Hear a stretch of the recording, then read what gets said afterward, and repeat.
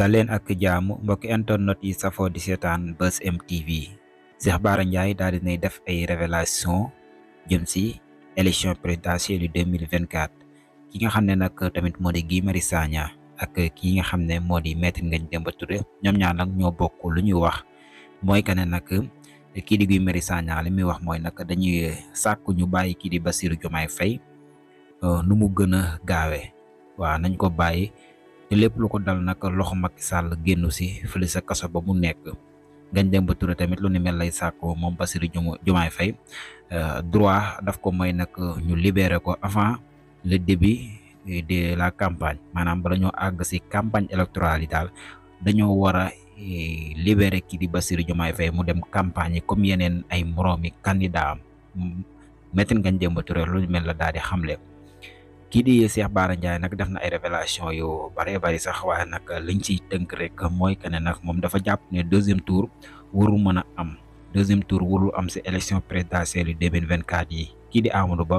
waruñu ko yóbbu deuxième tour waa Pastef nañu bañ lu ni mel nañu ko bañ ndax kat nag mën nañ ko te dinañ ko def sax nag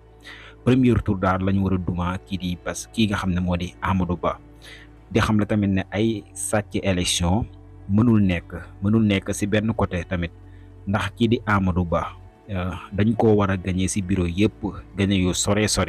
waaye nag buñ ko bëggee di gagné ay par muy am fii 20 gars yi di am 10 boobaa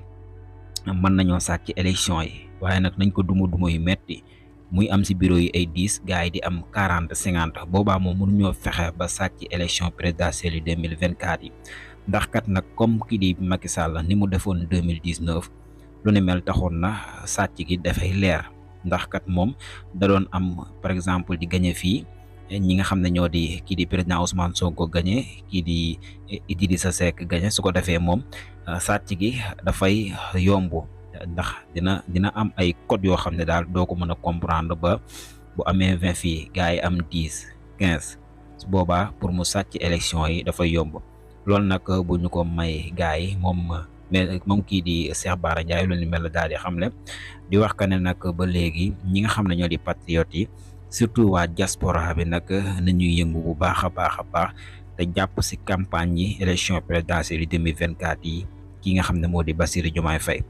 maanaam lépp lu ñu am daal nañ ko si def ndax kat lii ak sànni tàcco la te waruñu may dara nag ñi nga xam ne nag ñoo fi nekk jamono bii di candidat wu Benno Bokk Yaakaar bii di Amadou Ba moom Cheikh Bara Ndiaye révélation yi mel la daal di xamle dinañ ci dikkaat ak yeneen i révélation yoo xam ne dina leen ko dégtal jaa ngeen jëf bu leen fàtte abonné tey like vidéo yi